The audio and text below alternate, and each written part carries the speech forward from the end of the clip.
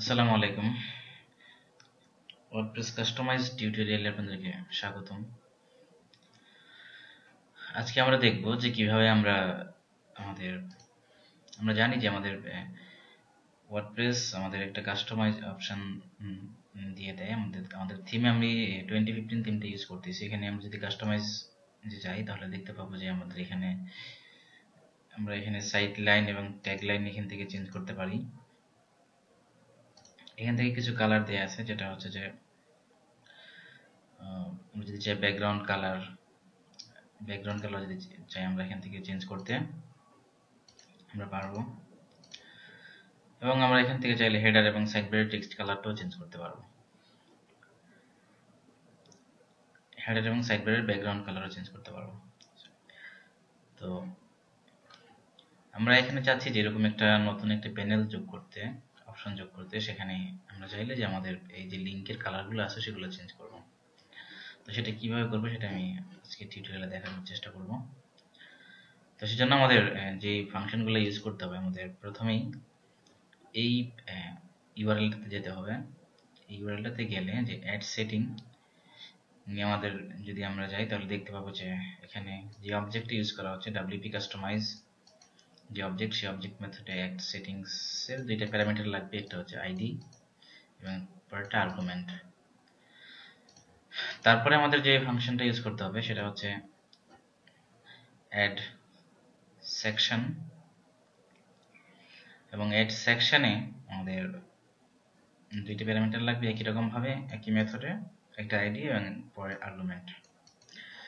এবং পরবর্তীতে আমাদের যেটা অ্যাড কন্ট্রোল, এই ফাংশনটায় এখানে আমাদের নতুন একটা ইনস্ট্যান্ট হিসেবে দিতে হবে WP_customize color control এটাকে, এবং এখানে আমাদের এর আকারে কিছু লেভেল দিয়ে দিতে হবে এবং এখানে একই রকম ভাবে একটা নাম দিতে হবে।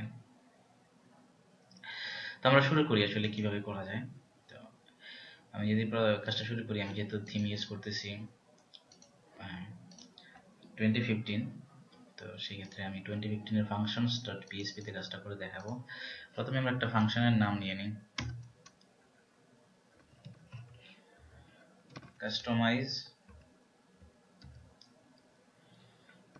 Customise link colour.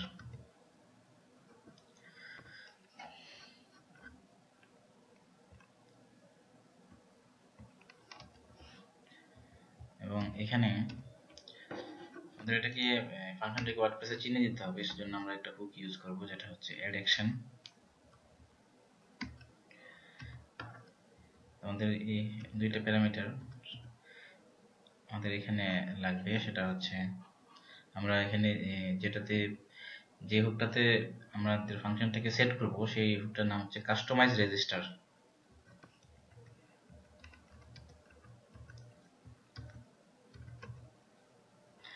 Control space দিব, কাস্টমাইজ রেজিস্টার।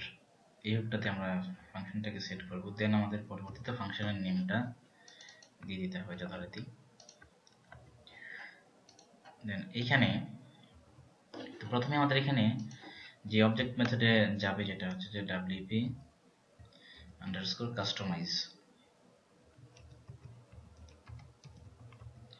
দিয়ে দেব।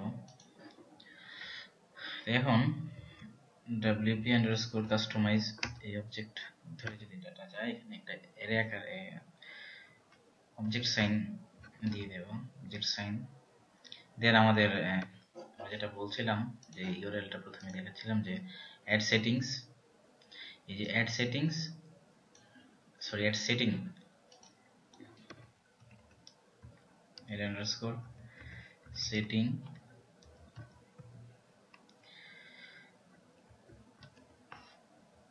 setting এবং এখানে প্রথমে একটা আইডি দিতে হবে। আমি একটা আইডি দিই, লিঙ্ক কালার আইডি 1 এটা দেব। এবং পরবর্তীতে আমরা আমাদের এর আকারে কিছু আর্গুমেন্ট পাস করতে হবে, সেটা আমি এর আকারে দিব। এখানে প্রথমেই যে বিষয়টা আসবে যে ডিফল্ট কালার হিসেবে আমরা কোনটাকে যাচ্ছি, এটার জন্য ডিফল্ট একটা কালার দিয়ে দেব।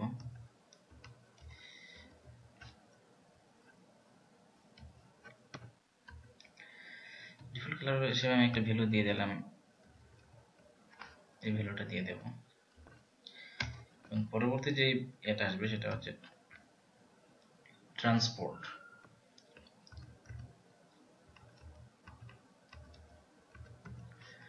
ট্রান্সপোর্ট এখানে আমাদের যে ভ্যালুটা সেটা হচ্ছে যে রিফ্রেশ দিয়ে দিলাম। এবং তারপরে আমরা আমাদের অ্যাড সেটিংস সেট করার পরে আমাদের যেটা সেট করতে হবে এখন সেটা হচ্ছে যে আমাদের যে পরের ইউআরএলটা আমি বলেছিলাম যে অ্যাড সেকশন, আমাদের একটা সেকশন তৈরি করতে হবে সেই একই মেথডে wp_customize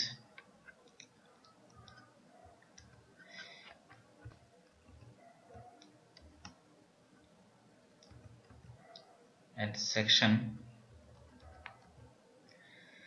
এবং যথারীতি এখানে প্রথমে একটা আইডি,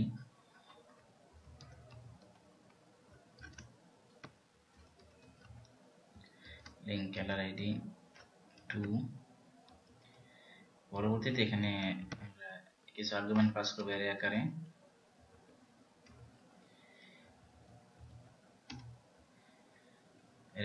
তো যেটা প্রথমে হচ্ছে টাইটেল, যেটা আমাদের শো করবে, আমরা দেখতে পাবো।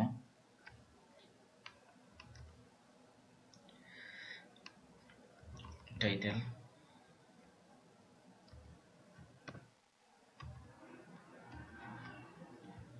আমরা এখানে দিয়ে দিই লিঙ্ক কালার। পরবর্তী যে প্যারামিটারটা সেটা হচ্ছে প্রায়োরিটি।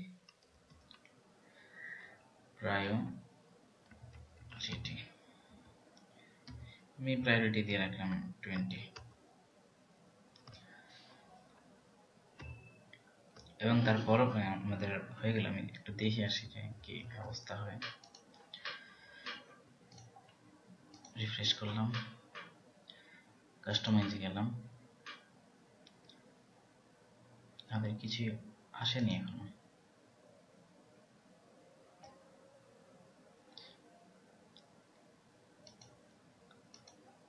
নতুন একটা কালার সেম আসছে। যাই হোক, আমি পরবর্তী ফাংশনটা অ্যাড করি। পরবর্তীতে আমাদের সর্বশেষ যেটা ইউজ করতে হবে সেটা হচ্ছে যে অ্যাড কন্ট্রোল। আমি এখান থেকে কপি করে নিয়ে যাই।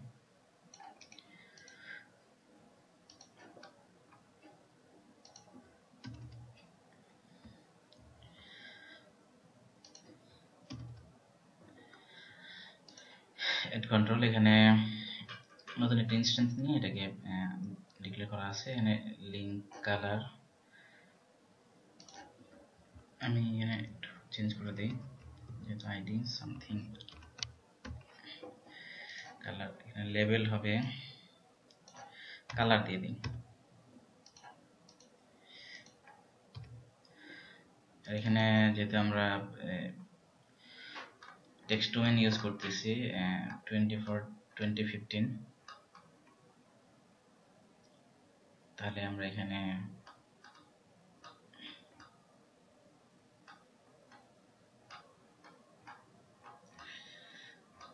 দেখে আসি। এখানে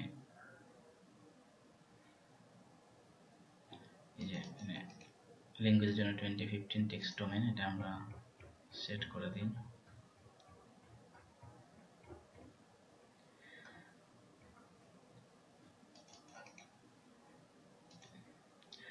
এখানে সেকশন আইডি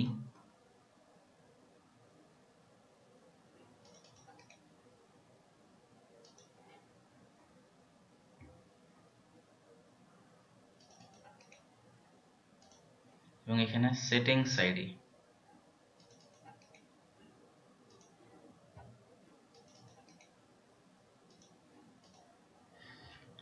দিয়ে আমরা সেভ করলাম।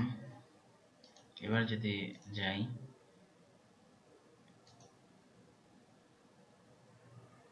দেখবেন আমাদের এখানে নতুন একটা প্যানেল যুক্ত হচ্ছে লিঙ্ক কালার নামে, এবং আমি যদি সেখানে যাই তাহলে এখানে কালার নামে চলে আসছে। কিন্তু আমি যেটা ডিফল্ট সিসি দিয়েছি সেখানে সিসিটা চলে আসছে এই যে, এবং আমরা এখান থেকে চেঞ্জ করতে পারি। এবং মাত্র কিন্তু এখন চেঞ্জ করলে আমাদের লিঙ্কের কালারগুলো কিন্তু চেঞ্জ হচ্ছে না, যেটা হওয়ার কথা। তো সেটা না হওয়ার কারণ হচ্ছে যে আমরা যদি দেখি আমাদের লিঙ্কটা কিভাবে দেয়া আছে, যে ইন্সপেক্ট করে দেখলে আমাদের অ্যাডে গিয়ে যে দেখুন অ্যাডে গিয়ে লিঙ্কের কালারটা চেঞ্জ করা দেয়া আছে, সেট করে দেয়া আছে। তো আমরা এখন সেটা যদি করতে চাই তাহলে আমাদের নতুন একটা ফাংশন নিতে হবে।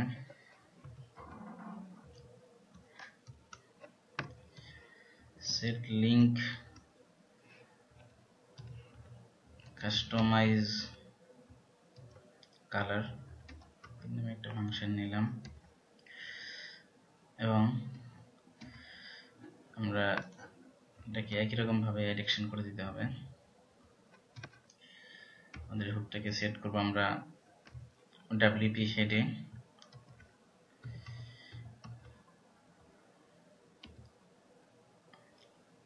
যথারীতি আমাদের ফাংশন নেম।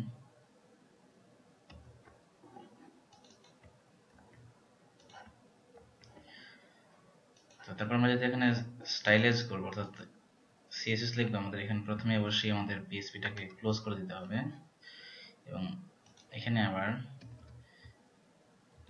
PHP-টাকে শুরু করে দিতে হবে।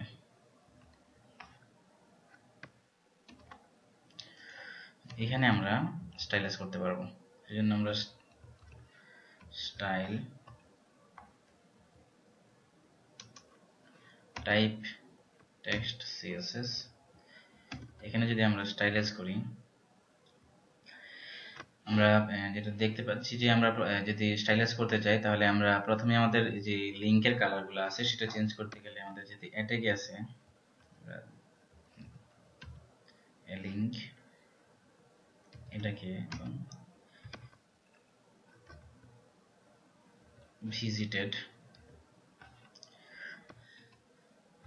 ধরি, আমি স্ট্যাটিক ভাবে দেখে আসি, আমি কালারটা একটা ভ্যালু দিয়ে দেখি যে কালারটা পাই কিনা। যদি আমরা দেখি যে আমি এখান থেকে একটা ভ্যালু দিয়ে আসলাম, এটা দিয়ে আসলাম, দিয়ে সেভ করলাম। সেভ করে যদি আমি এখন রিলোড দিই, আমি এখান থেকে রিলোড দিই, দেখুন আমাদের এটা কিন্তু চলে এসেছে, আমরা যে কালার দিয়েছি অর্থাৎ আমাদের এটা পেয়েছে। তো আমরা এখন আমাদের এখানে ফাংশনটাকে সেট করলেই হবে। আমরা এখন এখানে যে ফাংশনটা ইউজ করব সেটা হচ্ছে যে গেট থিম মোড দিয়ে আমরা আমাদের লিঙ্কের কালারটাকে নিয়ে আসতে পারি। সেজন্য আমাদের PHP থেকে আবার শুরু করতে হবে।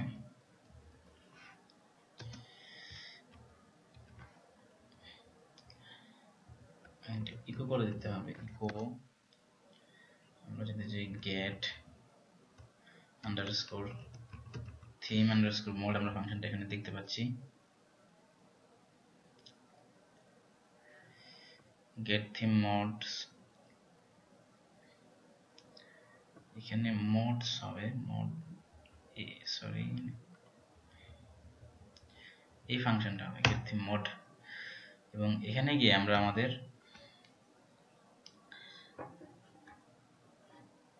যে সেটিংসের যে আইডিটা আছে এটাকে চিনিয়ে দেব।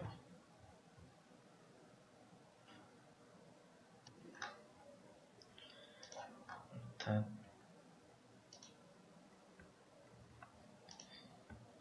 সেভ করব। এখন যদি আমি যাই রিলোড দেব, ওটাই সেট করা আছে। তো আমি কাস্টমাইজে যাই, লিঙ্ক কালার,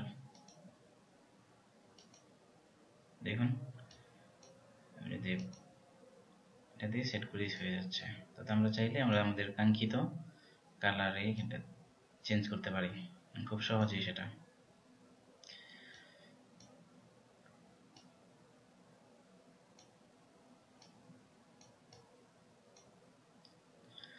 আমি যদি সেভ করি, দেখুন আমাদের কালারগুলো কিন্তু সবগুলো লিঙ্কের কালার চেঞ্জ হয়ে গেছে। আশা করি বুঝতে পেরেছেন। আপনারা চাইলে আপনাদের একই রকম ভাবে আপনারা অন্যান্য কাজগুলো করতে পারেন। তো আজকে টিউটোরিয়াল এ পর্যন্তই। সবাই ভালো থাকুন। পরবর্তী টিউটোরিয়াল নিয়ে খুব শীঘ্রই দেখা হচ্ছে। আল্লাহ হাফেজ।